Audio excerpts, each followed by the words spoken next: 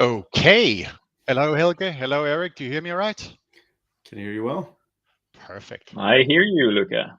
Yeah, I think the countdown was ended a little bit early. It's almost 1 p.m. So what I reckon we'll do is we'll just give it a few minutes, make sure everyone can join. And seeing that this is the first time that we host our webinars on LinkedIn Live and also YouTube Live, I just want to make sure that the audio is coming through. So if any of the attendees could just give me a thumbs up in the LinkedIn chat that you can hear us. Then we'll be on our way in just a moment. It's the best way to make people nervous is to put like the 5-minute counter. It's a long 5 minutes. 5 minute of silence. Alone backstage. Exactly. Oh, I see some thumbs up coming. There's a bit of a delay, I guess, between the live stream and it coming through. So if you do ask questions as well throughout, I'm not ignoring you. I will get onto them. I think there's about a 30-second delay between us. All right. Well, thank you so much, everyone, for joining. But most of all, thank you, Erik, for joining Helge and I today. Thank you. We'll be uncovering some AI and automation trends and topics and staffing with a special emphasis on looking at Dedicare and what you guys are doing. I will be acting a bit of a sort of moderator. Hopefully I have a few interesting points to say as well. Let's see. I'll let you be the judge. But otherwise, most of the juice will come from Erik and Helge. So without further ado, let me head into the presentation where we'll spend most of our time today. Perfect. And like any webinar, let's start off with an agenda and also maybe a quick introduction of the two gentlemen that I have with me.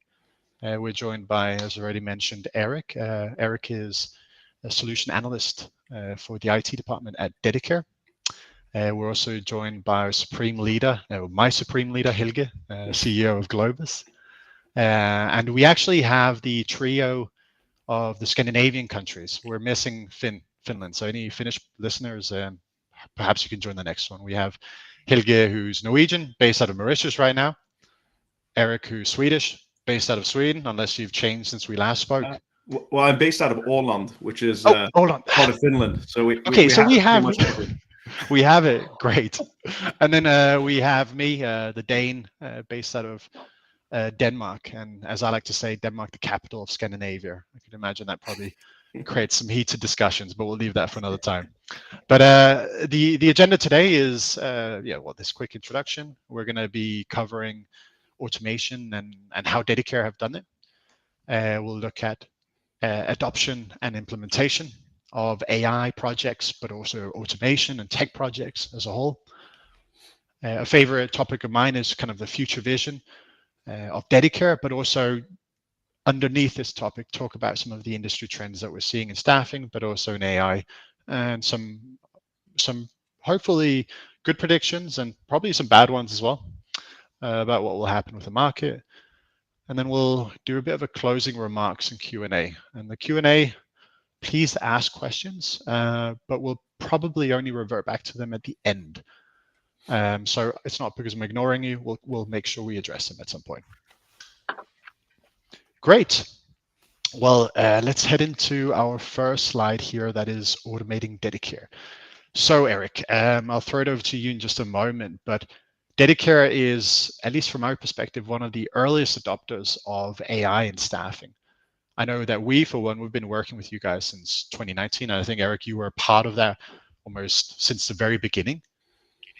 I'd love to hear kind of, from our conversations, you've been talking about Dedicare being a sort of a SaaS first strategy, but what is that?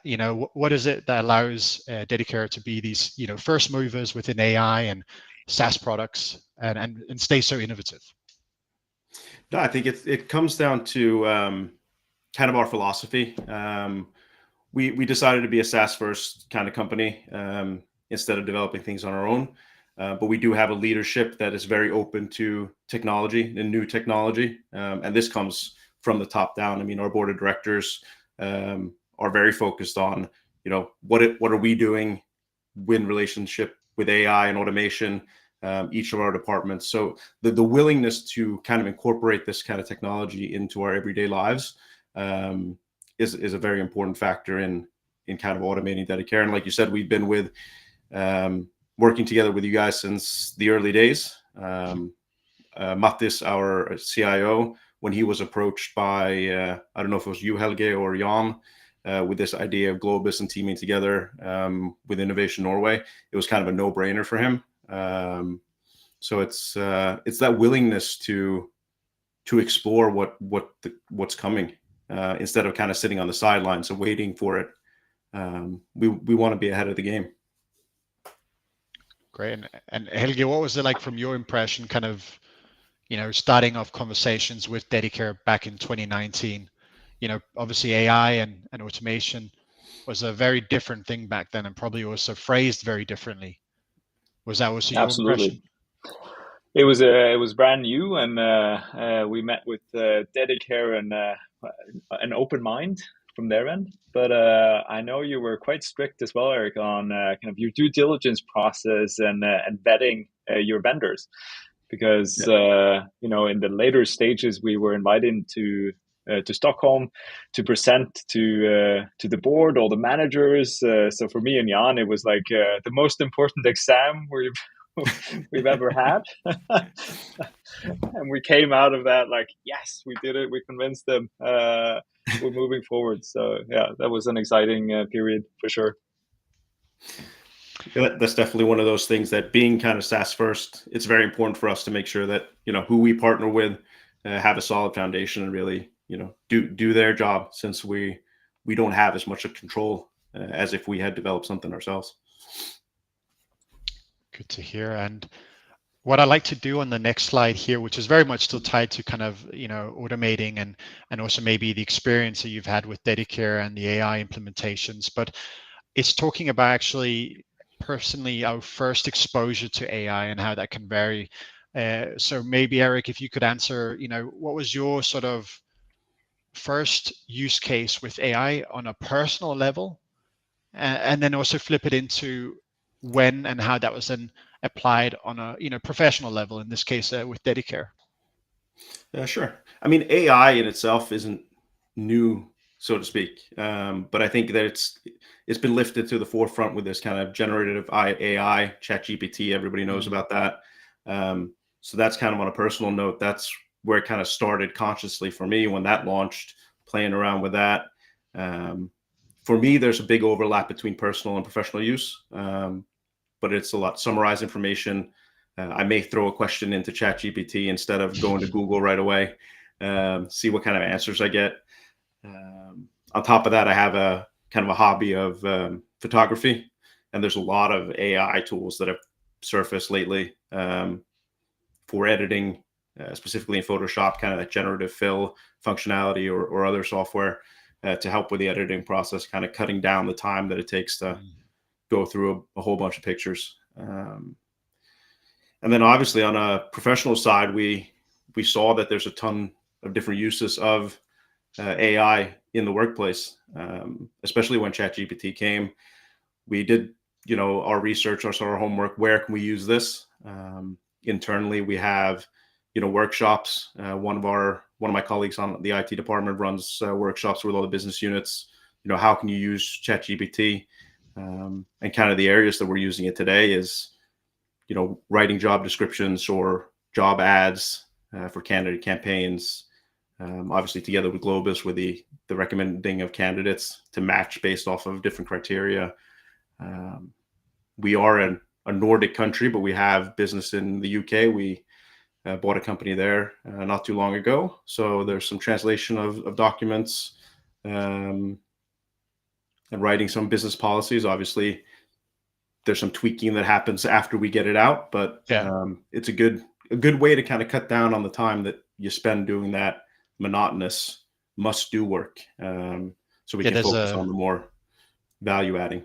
There's a definite trend, I feel, especially for professional use cases, in AI being applied a lot in administrative and monotonous tasks, allowing sort of you to be able to focus on some more sort of value-driven activities. Helge, I mean, you're prior to joining, well, you're still a data scientist by heart, really, but I mean, you've really been exposed to the term AI, before it probably was even coined AI, for much longer than Erik and I, and curious to kind of hear, what was your first exposure to it, and what was your first sort of personal use case in applying it? The first exposure, but I think this was back in 2012. It was like before the term data science was coined, like you said. I was working in Equinor at that time.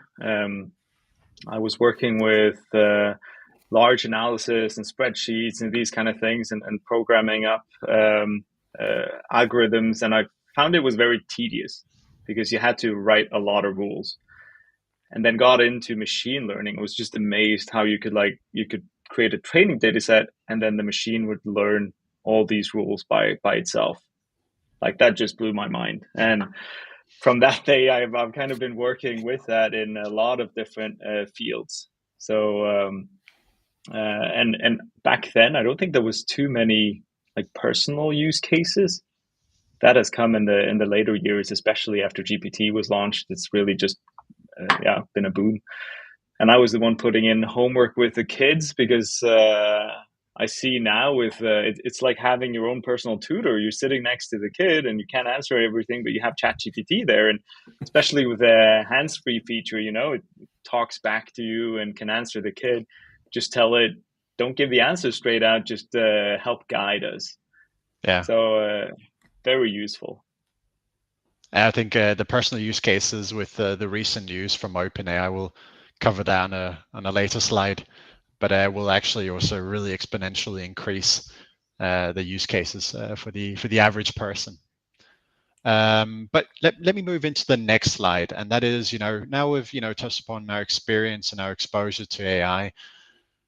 But what about the biggest topic, I think, especially for staffing agencies, is implementing AI, and there's plethora of solutions out there who've now added AI to the domain, or all of a sudden there's an AI company, and it's just difficult to kind of like understand what is AI and what use cases does it actually have.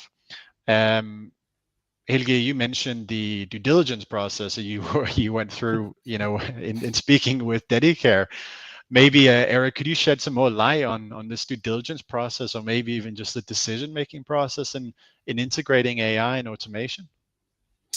Yeah, absolutely. I mean, we have a pretty substantial kind of due diligence process in the start of looking for solutions that we take with any potential partner. There's forms to fill out and stuff like that. But for us, it's always seeing the value. I mean, we try to identify what is the need here, what are we trying to solve, and then seeing what solutions match that. And if they have AI is important for us, automation is important, but it obviously has to add some value. I mean, I've looked at plenty of solutions that claim that they have AI or automation, and then you look into it and it doesn't really add any value. It's just a buzzword for that company. And for us, it's important for when we go through that due diligence process to understand that this company gets it, they see the value, they're working on it. Like I said, we're fortunate to have an interest throughout the organization to utilize AI and automation where we can. Obviously, we're kind of in the starting phase of it and seeing where it's going to take us. Yeah. And Helge, maybe from the vendor's perspective, having worked with Dedicare and many other staffing agencies, what sort of advice would you give to a staffing agency looking to implement AI? What things should they be considering? Are there any factors that they should really be honing in on? It's like Erik said, it doesn't really matter if it's AI or not. Like, the technology behind is not the important thing, it's the output. So the business value that you're getting, that's what you should really focus on, the business case, and make sure you're getting that. Either run trials or tests or whatever, check with references. But yeah, I think that's the important factor. Yeah, it's good to hear. Maybe kind of then, implementing AI is one thing, or implementing, a project is one thing, but how do you then define the success of something that is also vastly new, where there's not much potential data and reference cases on it. So that's what will lead us into the next slide. What is considered a successful AI project? So I'd love to hear again from you, Erik, here. What makes a project successful, or more specifically an AI automation project successful at Dedicare? For us, it's a lot more than just the implementation. Obviously, it's to have it become a success, you need to have the buy-in, and that starts from the top down, from the leadership to those sitting working in it. You need to have a strong sponsor that's going to push the solution and the change. But it's not until you start seeing that kind of return on investment, not just the monetary, but the time it takes to implement a successful solution, where you start seeing the value coming back to us. Maybe we're quicker, we're freeing up more time for our consultant managers. That's when you can really say that something's been successful in our eyes. It's easy to say, oh, it's a success, we implemented the project, and then move on to the next one. Yeah. But I think you're not doing yourself any favors until you take that next step to see that, that this is actually working. It's helping those that it's supposed to help, and it's solved that business problem that we went into the project with. And what about the staff of Dedicare? What's their response been to AI and automation tool? Because I know there is a bit of a stigma amongst recruiters, and some warranted and some perhaps not warranted, in that AI will replace recruiters, and that's at least a discussion that is brought up quite often.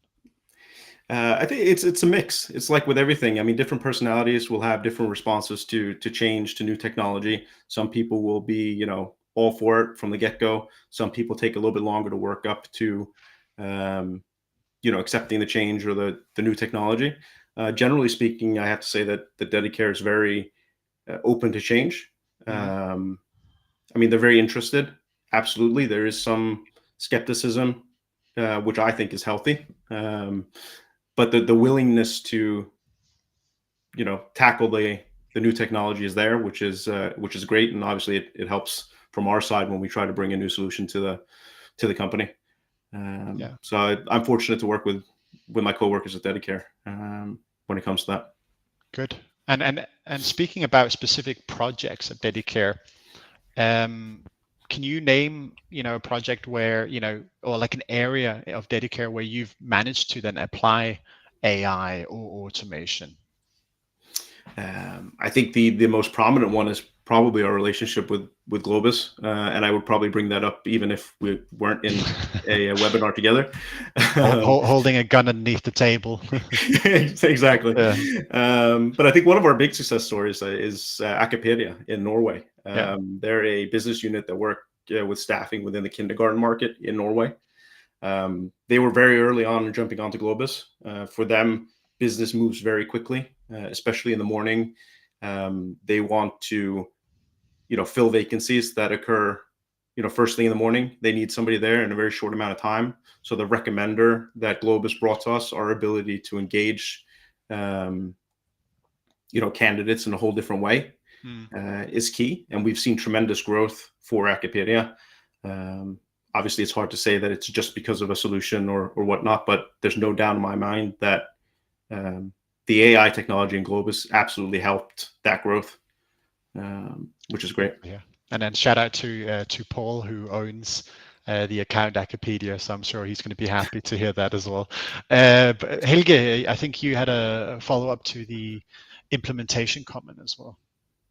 Yeah, I just wanted to comment on what Erik said. The business output you get, and how much more respect I've gotten over the years for the actual change management and implementation process. Because as a techie, you think we build it, it's awesome, they're going to use it, of course, makes total sense, and that doesn't necessarily happen in a B2B world. So, just making sure you take that into account as well when you plan the project, how you'll introduce it to your users, how you'll get the power users who can help you introduce it in the organization, how will you do support and keep up the momentum along the way? Will you roll it out to everyone at once, or will you create some good user stories with one team first to create engagement? All of this is also an important part of the projects to make it successful. So yeah, Very just good wanted to point. mention that. Just to add to that, I mean, we are in the middle actually of doing an upgrade from Globus, the first version, to Globus Next in Sweden for 2 of our business units, and we've definitely seen that process and put a lot of energy into that. One of my colleagues, Karin, she's worked with that whole change management process and the making sure that the implementation goes right. So it's a lot of work. I'm glad she's taken on most of it, but it's definitely a challenge. It's more than just here you go. It's interesting to see the spin-offs that has come of that as well. Now that Karin has kind of done that, we've also created the dashboard with analytics and started looking at more forecasting into the market to improve recruitment. Like, what talents do you need at what time, or what kind of campaigns should you be running? So I think that's also, it shows some of the benefits you can have with doing this that wasn't necessarily planned. Yeah, For good sure. points all around. I want to, hop into sort of potentially my favorite topic, and that is always talking about, the future. Even though we should also talk about the present because the present is here, but still kind of looking ahead and seeing what's happening in the market, not only in the staffing industry and what Dedicare are looking at, but also just in AI as a whole, because a lot of that will be applied to staffing, maybe with a lag effect, and some of it not even with a lag effect. So I have a few exciting topics that I think we should get around to, and I think we have to start. We almost have to start, with the most recent AI news, and that OpenAI have, as of Monday, announced that they release a new model, GPT-4o, and the O apparently stands for Omni, which should be like all inclusive. It's supposed to be at least coined by a lot of media outlets who like to create traffic. That's their objective, I guess, as the Google killer. But that's one step at a time. But you already said, Erik, you use sometimes as Google, so that kind of worked quite nicely for them.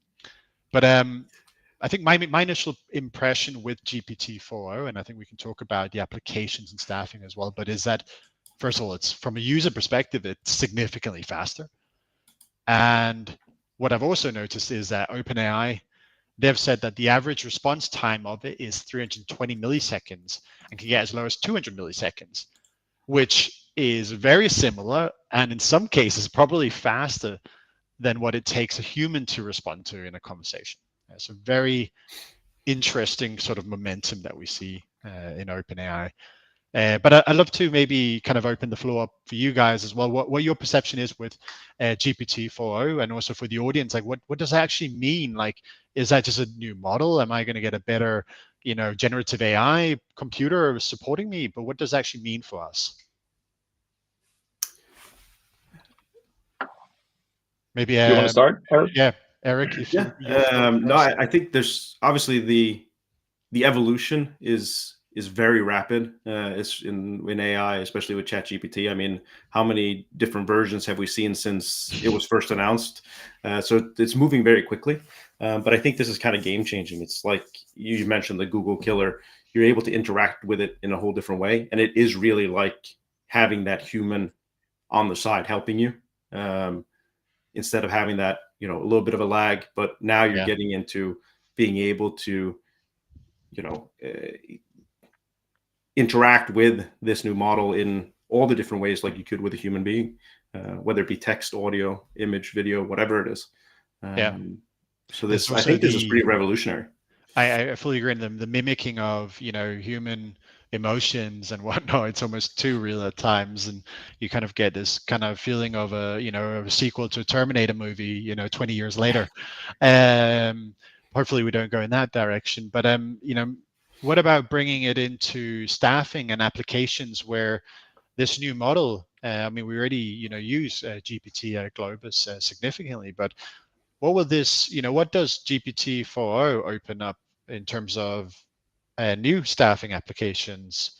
Helge, have you put any? Well, I'm sure you have actually at this point, but what are your thoughts on that? Well, for one, I think OpenAI is doing a great job in demonstrating how the technology is working, both demonstrating and creating expectations in the consumer market. which will then trickle into the business market as well, of course. But just a few weeks ago, I was talking to another agency about the interview process, and the conclusion is that will never be taken over from humans. That will always be person to person, and then now OpenAI comes out with this model and shows how it can mimic emotions and understand all kind of complex speech patterns in a voice-to-voice setting, and is really rapid in the responses. So the changes are just really rapid. I would warn everyone listening just against letting your recruiters use it because you need to think of GDPR as well, being in Europe. So don't kind of push that out too soon. But for personal use cases, it's definitely great, and you'll see those capabilities coming into the professional applications as well. And we already started thinking about what this could mean in terms of add-ons, like talking to the applications, or even the demonstrations where they use video and that kind of input. So it opens entirely new dimensions, which is very interesting. I think probably also a bit of almost a controversial topic within AI is the biasness of AI and the discussions around that. But actually, a big emphasis on GPT-4o is actually the opposite. They're really kind of trying to attack it head first and instead actually use it to identify potential biases, where a lot of emphasis will be on detecting languages. So imagine a staffing realm being able to detect languages that might inadvertently exclude certain demographics, or like flag gender specific language, and actually have this model suggest alternative language that could be potentially more neutral or inclusive. So they've also, at least they've made it very clear that they want to tackle the biased topic. So it'll be interesting to see kind of what direction they take that, and if this can also be applied as a use case in staffing. I think one of the most immediate things that companies will notice is in applications which use the GPT models, like Globus. We use it for parsing. The users haven't noticed, but we're struggling a lot with the capacity. So we had to deal with a lot of stuff on the infrastructure part in order for GPT to function without the user kind of getting too much delay. So now with the model being faster, we're able to give that over to the user, so the responses will be faster and better. Being able to handle bigger attachments, like larger amounts of text, we'll be able to have more memory. So just better results for the users, basically. I think, we could just talk about GPT-4o and then call it a webinar, but for the sake of then, moving into other topics, and then there's definitely one more that I want to cover and get your input on, Erik, and that is the elephant in the room for a lot of staffing agencies in Sweden, and that is the healthcare market, which has been very difficult for everyone in Q1 especially.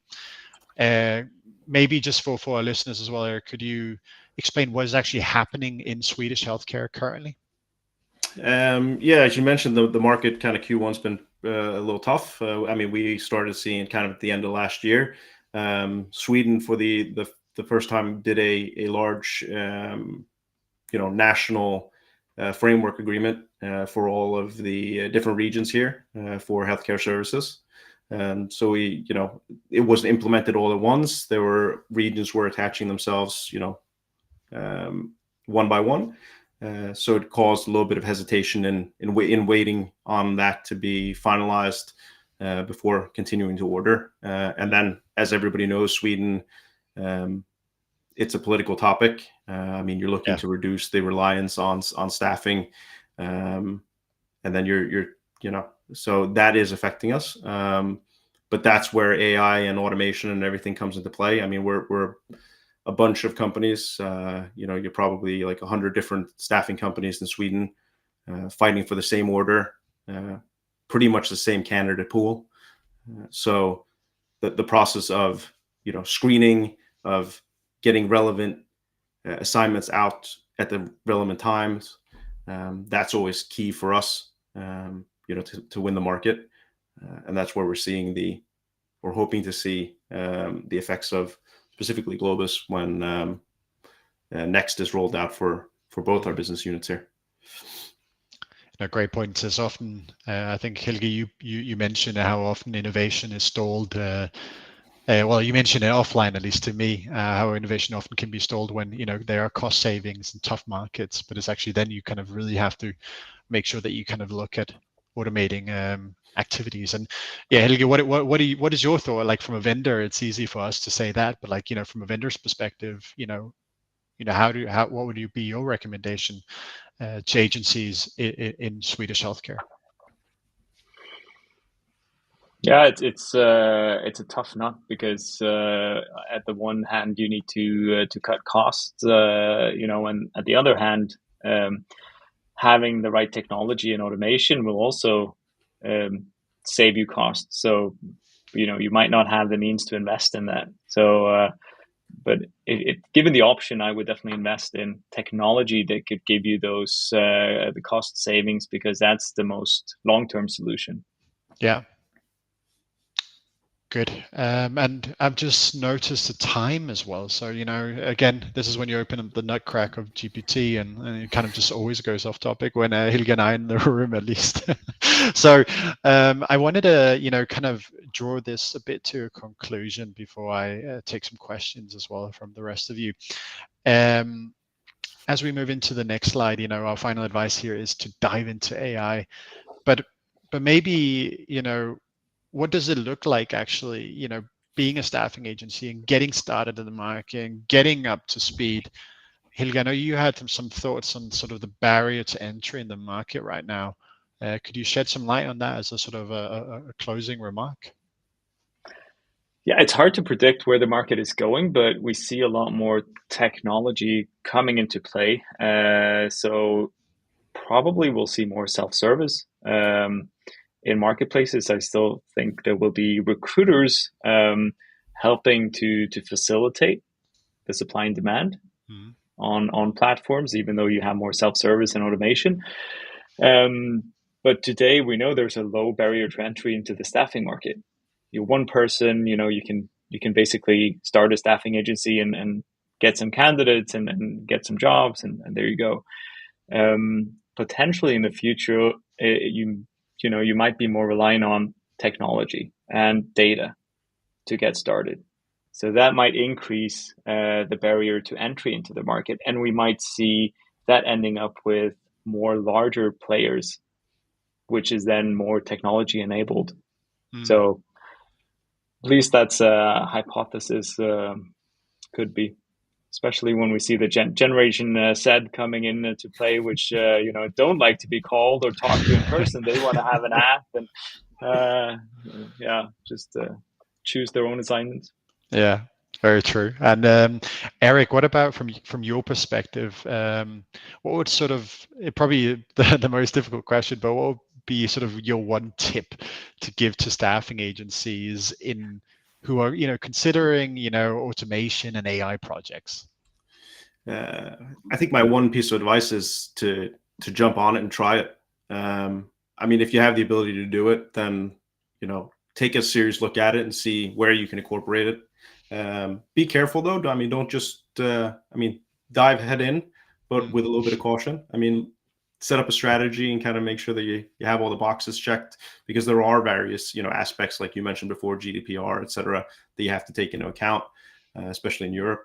But I think join now early on. Don't kind of sit on the sidelines. Things are happening very quickly. So I think now is the right time, and just dare. I mean, it's new technology. Everybody's a little bit leery, but there's definitely wins to be had. So what I'm hearing is swan dive in, don't belly flop. Yeah. Exactly. Very graciously. Yeah. That's difficult.